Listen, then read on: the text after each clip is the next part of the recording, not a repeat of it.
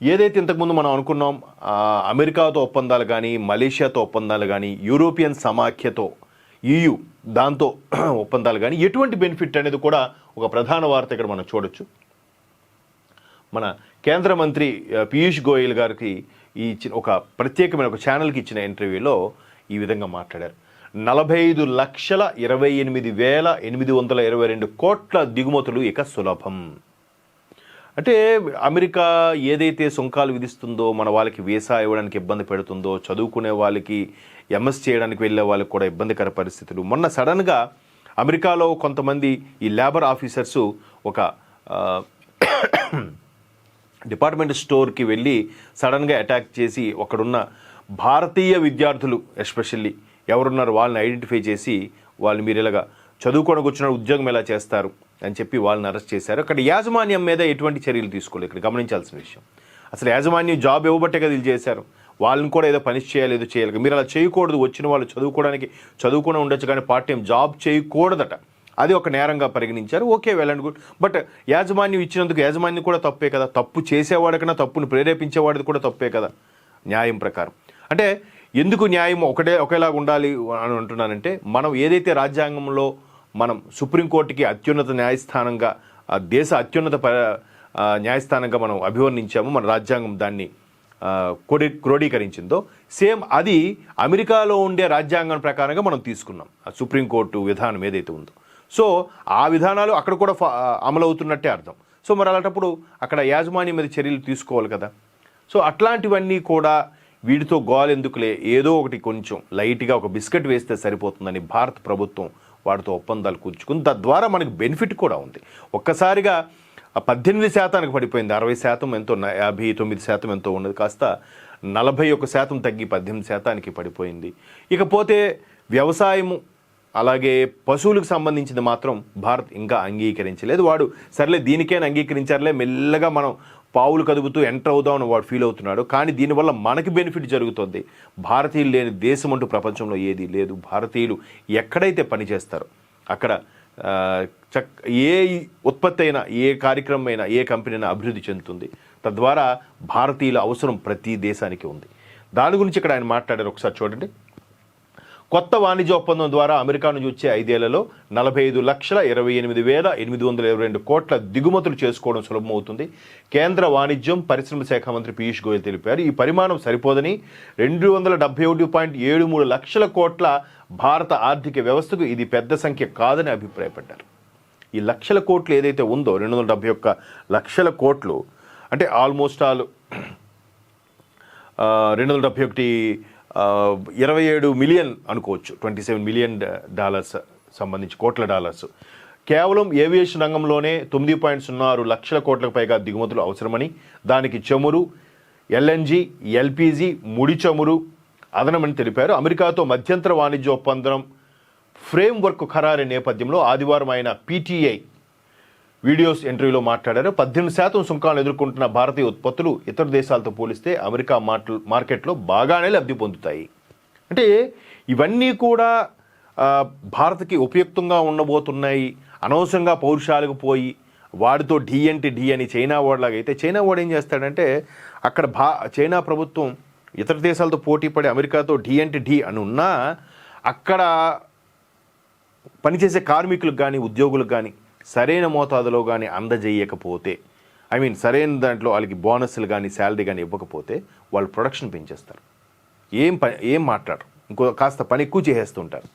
So దానివల్ల production ఎక్కువైపోయి వాడికి ఇబ్బందికర పరిస్థితులు వస్తున్నాయి. కాబట్టి చైనా వాడిది ఆ రకమైన లెక్క. మనది అలా కాకుండా జాగ్రత్తగా డీల్ చేసుకొని మనం ఎంతవరకు అయితే అంతవరకే చేసి విశ్వాసంగా పనిచేయడంలో భారతీయుల యొక్క గొప్పతనం. సో మొత్తం మీద అమెరికా నుంచి చాలా దిగుమతులు చేసుకోవచ్చు, స్పెషల్గా ఏవియేషన్కి సంబంధించి. ఇవాళ రేపు టెక్నాలజీ అండ్ మోరోవర్ దాని తద్వారా ఆ టెక్నాలజీ సంబంధించిన ట్రాన్స్పోర్ట్ ఏదైతే ఉందో, హై లెవెల్ ట్రాన్స్పోర్ట్ అంటే ఏవియేషనే. సో ఆ ఏవియేషన్కి సంబంధించి ఎక్కువగా కాన్సన్ట్రేట్ చేశారు.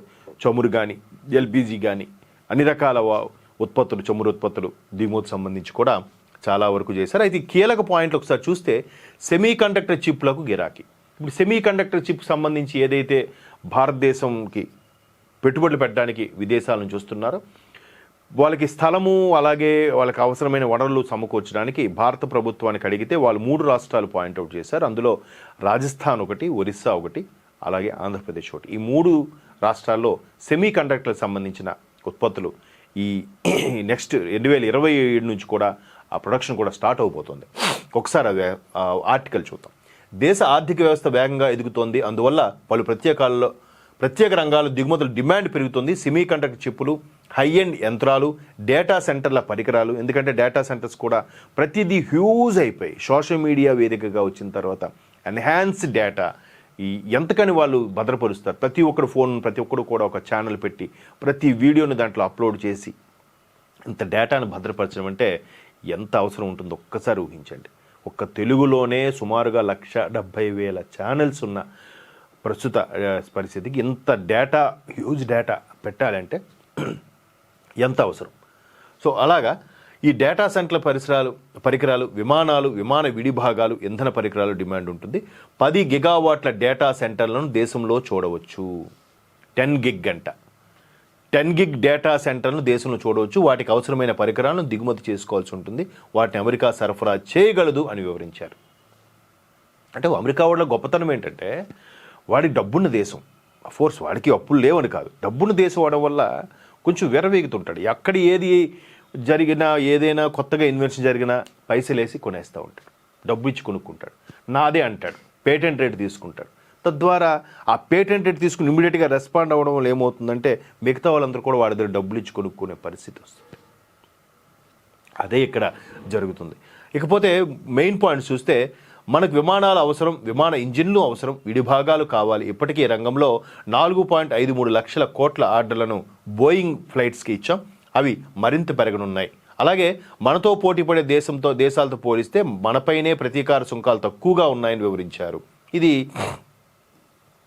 మనం ఇంతకుముందే మాట్లాడుకున్నాం. చైనా వాడు నువ్వా నేనా నువ్వా అనుకొని చెలరేగిపోతున్న తరుణంలో వాడు కాస్త ఎక్కువగానే వాడు 100 అంటే 150 అన్నాడు, 150 అంటాడు, 200 అన్నాడు, అట్లా పెంచుకొని వెళ్ళిపోయారు. చైనాకి ఉత్తర అమెరికా ఖండంతోనే మొత్తానికి ఇబ్బందికర పరిస్థితులు వచ్చాయి. చూద్దాం. బట్ మనకు మాత్రం అటువంటి పరిస్థితులు రాకుండా ఎందుకు ఈ మధ్యంతర ఒప్పందం చేసుకోవాల్సి వచ్చిందని కేంద్ర మంత్రి పీయూష్ గోయల్ చక్కగా వివరించారు. మీరు రాబోయే రోజుల్లో దీని ఒక బెనిఫిట్ ఏంటంటే కూడా మీకు అర్థమవుతుంది. ఎందుకంటే జీడిపిలో 4 నుంచి 2కి ఎగబాకడానికి ప్రయత్నిస్తున్న ప్రస్తుత తరుణంలో ప్రతి వ్యక్తి యొక్క, అంటే దీని మీద కొంతమంది విమర్శలు కూడా ఉన్నాయి. ఎక్కడో డబ్బున్నోడిది వాడికి వచ్చే ఆదాయము, ఒక అంబానీ అదానీలకు వచ్చిన ఇన్కమ్ సోర్స్ని మొత్తం భారతీయులందరికీ ఆపాదించి క్యాలిక్యులేట్ చేసి తలసరి ఆదాయం చెప్పేస్తుంది భారత ప్రభుత్వం. ఇది కరెక్ట్ కాదు అని మేధావులు కొంతమంది విమర్శిస్తున్నారు. బట్ యావరేజ్గా అలాగే తీస్తారు. ఒక స్టూడెంట్, ఒక స్కూల్లో, ఒక పాఠశాలలో కానీ స్టూడెంట్స్ పర్సంటేజ్ అంటే ఎలా తీస్తారు? అందులో 100కు 100 వచ్చినోడు ఉంటాడు, 100కు 35 వచ్చి పాస్ మార్కులు వచ్చినోడు కూడా ఉంటాడు. బట్ యావరేజ్గా 100కి 35 యావరేజ్ తీసి ఆ మధ్యలో ఒక 70% ఎంతో మన స్కూల్లో పాస్ అయ్యారని చెప్తారు. ఇది అంతే. బట్ దీనిపై చాలా కాంట్రవర్సీ స్టేట్మెంట్స్ ఉన్నాయి. తలసరి ఆదాయం అందరిది, భారతీయులందరికీ ఆపాదించేలా చెప్తారని. భారతీయుల సగటు ఆదాయ ప్రమాణాలు కూడా ఇవాళ రేపు పెరిగాయి. మినిమం 15,000కి ఏది తక్కువ లేకుండా ఉంది జీతభత్యాల విషయం వస్తే. ఒకప్పుడు 5,000, 2,000, 8,000 అలా ఉండేది. ఒక విధంగా భాజపా ప్రభుత్వం వచ్చిన తర్వాత మినిమం ఈఎస్సీ వాల్యూ 21 చేయడానికి కారణం కూడా అదే అని కూడా నాకు తెలుసు. బట్ రీసెంట్గా లేబర్ యాక్ట్కి సంబంధించి ఏవైతే ఒప్పందాలు జరిగాయో దానివల్ల కూడా మనిషి యొక్క సగటు ఆదాయం పెరిగే అవకాశాలు కూడా కనిపిస్తున్నాయి. ఇది రాబోయే 2-3 ఏళ్ళలో కనిపించే ఫలాలు. దాని గురించి మీరే చూస్తారు. బడ్జెట్లో కూడా ఇటువంటి సగటు భారతీయుడు అభివృద్ధి చెందడానికి, సగటు భారతీయుడికి ఉపాధి కల్పించేలాగా చేశారు తప్ప ఏదో పథకాలు ఇచ్చి నువ్వు కూర్చొని తినరా బాబు అని చెప్పేలాగా లేదు. అది ఇక్కడ స్పష్టంగా కనిపిస్తుంది.